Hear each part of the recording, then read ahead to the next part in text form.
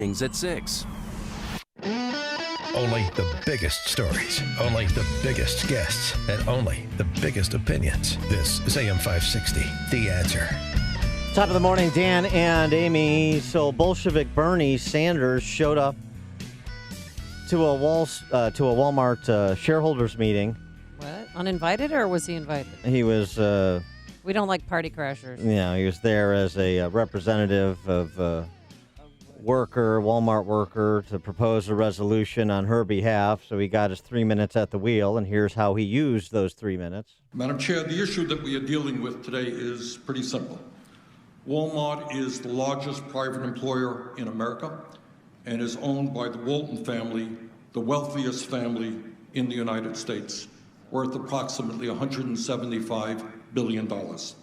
And yet, despite the incredible wealth of its owner, Walmart pays many of its employees starvation wages, wages that are so low that many of these employees are forced to rely on government programs like food stamps, Medicaid, and public housing in order to survive. Frankly, the American people are sick and tired of subsidizing the greed of some of the largest and most profitable corporations in this country.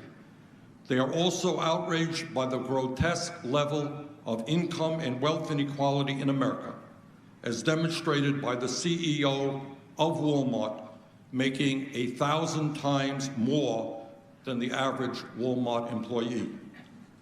Last year, Walmart made nearly $10 billion in profit. It paid its CEO over $20 million in compensation, and it has authorized $20 billion in stock buybacks, which will benefit its wealthiest stockholders. Surely, with all of that, Walmart can afford to pay its employees a living wage of at least $15 an hour. And that is not a radical idea, because many of Walmart's major competitors like Amazon, Costco, and Target have already moved in that direction. Further, Walmart should give a voice to its workers by allowing them seats on the board of directors.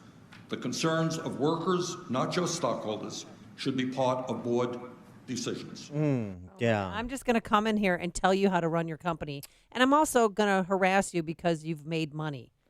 I mean, come on. In addition to that, borrowing on Illinois, I'll tell you the racial and gender Right, composition exactly. of your board, Of your too, board. in addition to the worker representation. How about it's none of your business, Bernie? Bye-bye. That's what I would have said. For a response to this and also to the forthcoming May jobs report, we're pleased to be joined by Jim Iuorio, CNBC contributor and proprietor of Brandt's in Palatine here in suburban Chicago. Jim, thanks for joining us. Appreciate it. Thanks for having me.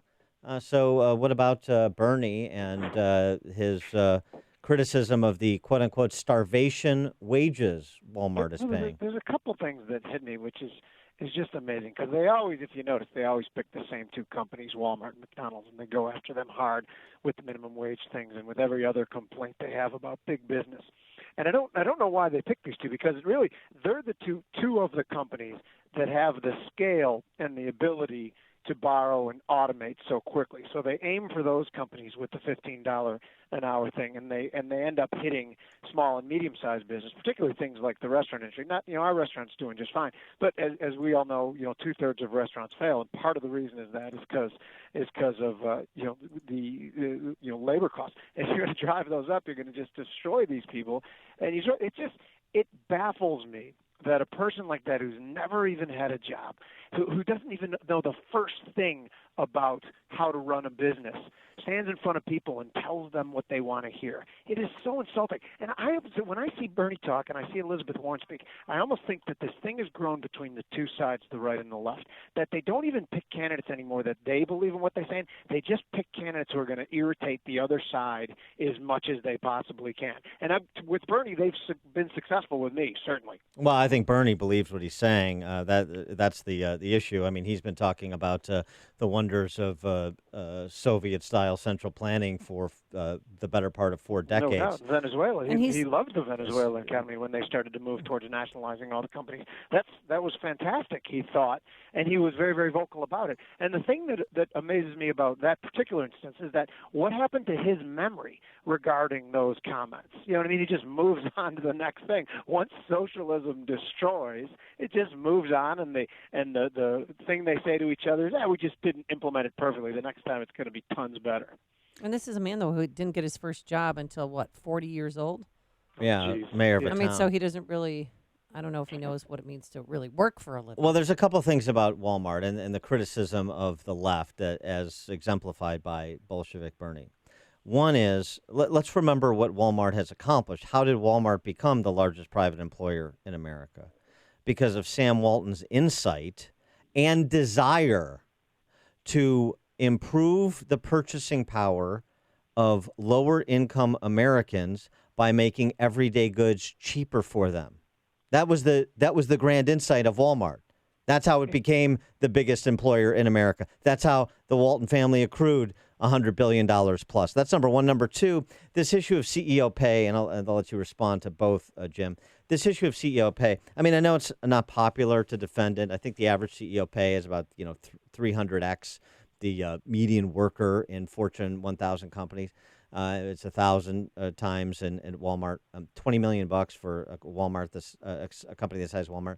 If you actually look at the academic scholarship, if anybody cares, other than me, Tyler Cohen's work, other economics professors, what you'll find is that CEO pay is not really out of whack in terms of the value that they generate for companies. You're talking about, in many cases, sort of 1% of their net profit is CEO pay. And do you think the CEO, leader of an organization as complex and big as a Walmart or some of these other big companies, is adding that much value? Well, the board does and the shareholders do. And by the way, who are the shareholders? A lot of regular Americans with 401ks, public sector pension funds that are investing in companies that have proven successful at generating a profit by doing good, like Walmart.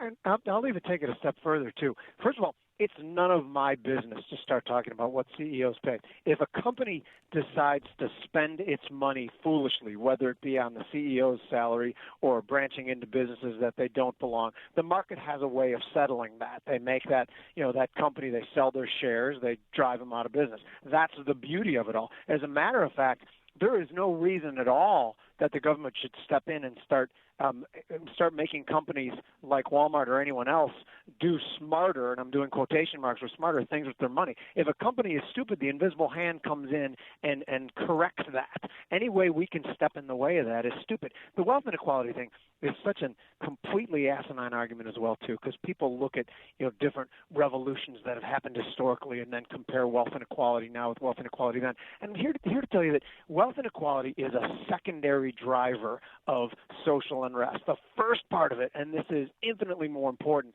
is devastating poverty among the lowest classes.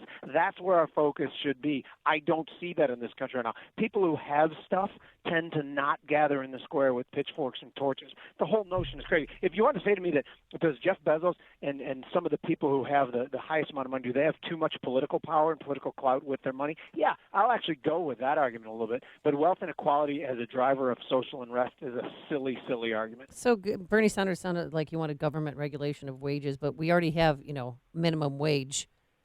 It's a federal law. So what was his end game? He wanted them to double their salaries or something? Yeah, but then one even further was when that starts to fail, then they move in and start to fix it with more government moronic policies. And that's like when you heard AOC speaking about how tipped employees were indentured servants the other day. And I guarantee you, if you raise tipped employees at restaurants salaries up to a minimum of $15 an hour, because right now it's like $2.50 or something like that national. If you raise that up, every restaurant in the country, and we've seen this happen in small little models, would outlaw tipping at all, pay their employees $15 to $18 an hour, charge an 18% surcharge, and the restaurant owner would end up making more money. So the system that they put in place to protect and help the worker ends up not doing that, which is so surprising to guys like us that a government policy would end up having the opposite effect. Who'd have thought? Well, interesting you bring up AOC. I was going to, since you're in the industry. AOC, a coffee shop she used to work at, Coffee Shop Diner in Union Square, actually closed in 2018. The owner citing the rapidly rising minimum wage as the determining factor. That's number one in terms of her indifference to the real world consequences. Number two, survey of tipped employees from industry publication Upserve found that 97% of the industry's employees prefer the current system of base wage plus tips to what AOC is proposing. How could they not? It's such a silly thing. And when I hear these words being spoken, again, I'm thinking that she's just mostly trying to irritate me and you and not even really trying to push any sort of sensible policy. And if that policy then fails and everybody moves to automated kiosks, and then they'll come in with a new law that says that different restaurants have to hire people to do those jobs, because that's the government overreach that we're seeing, and doesn't seem to be stopping anytime soon. So now we've got the May jobs report tomorrow. ADP was out with their estimate yesterday. They are projecting 27,000 private sector jobs in May. ADP has been off by, exponential factors in their estimates before. Nevertheless, it does seem to be a slowing. You could say, well, that you essentially are in a situation of negative unemployment. So how can you continue to grow at the pace we've been growing in terms of the job market? But what about if it is approaching the ADP number, what that portends combined with all the talk this week about the inverted yield curve in the bond market? Okay, well, there's a couple of things. First of all, yes, that ADP number was bad yesterday, and it suggests a bad number tomorrow. As you said, sometimes that can be a one-off. I'm hoping and thinking that it is.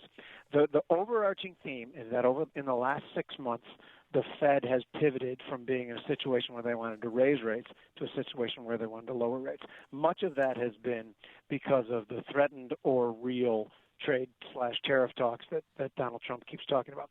But this could be a situation where we're slowing. If we get a bad jobs number tomorrow, I think that's a bad thing, because the Fed is already leaning towards lowering rates. The market is pricing in 3 rate cuts now within the next year. So I think that a bad number tomorrow would be bad for the market. It would accelerate the Fed's thinking of lowering interest rates. I think the best thing for the number tomorrow is a number that's decent but not too good. Because if the number's too good and wage growth is good, then all of a sudden we could worry about the Fed not being able to ease rates and having to say. By the way, and tell me if I'm rambling too much. Just give me the cue to stop. But the whole right, the Trump tariff talk, and this is a work in progress, this theory, but I have a feeling that it's to bully the Fed into a dovish stance, get them to actually be in a situation where they're lowering rates, and then all of a sudden, miraculously, before the election, all the different trade disputes are solved. So, again, I'm not sure that this is what's going on, but it seems like it could. Oh, and back to the yield curve. When you have 20% of the world's global sovereign debt trading at a negative yield, that takes me away from worrying about the flatness of our yield curve. And even if it inverted, I don't think that suggests we're going to have a recession immediately like it has in the past. But the other point that was made, this was made by a commentator at Forbes, the inversion's depth, given the historical connection between the inversion of the yield curve and a recession coming on, the inversion's depth in this case seems to be more shallow as compared to history. The spread between the 10-year and the 3-month yields is less than 0.3 of a point, and so he suggests that the chance of a recession within the next year is rather remote because of that. I believe that it is rather remote, and I think the yield curve with the ECB and the Bank of Japan and our Fed really, with their manipulation of the long end of the yield curve, has obfuscated any sort of predictive power that it has. And remember that even when it does invert, which I think that it's usually 14 months until the recession starts on average. So I think, and we are always in a situation where there's a recession that's coming. Prior to let's take like the last 40 years. Prior to that, recessions came like every 3 to 4 years. Now recessions seem to come like every 8 to 9 years. We have actually, since 1992, we've only had the 2 big recessions. So I think we're in a situation right now where the Fed just, with their let's call it proactive to make it sound positive. That their proactive policy, they take out any sort of medium recessions and just coil that spring until the whole thing blows. But I don't think the whole thing's blowing for quite a while. He is Jim Iuorio, CNBC contributor and proprietor of Brandt's in Palatine, where we're ultimately at some point going to have show. burgers and breakfast. Yeah, that's right. We have to do that. You guys would love it. You want to go back every day. Very good. All right, Jim. Thanks for joining us. I'm on the Appreciate burger diet. I've lost 5 pounds. You don't stay on the burger diet very long. You're probably kicking about up 6 months, but it'll be a good way to go. Okay. Okay. Get that fat-free burger ready for me, Jim. We don't have that. We have big food. So. Thanks. And he joined us on our turnkey.pro answer line. Listen to Dan and Amy on your smartphone. Download the AM560 mobile app today at 560theanswer.com/mobile.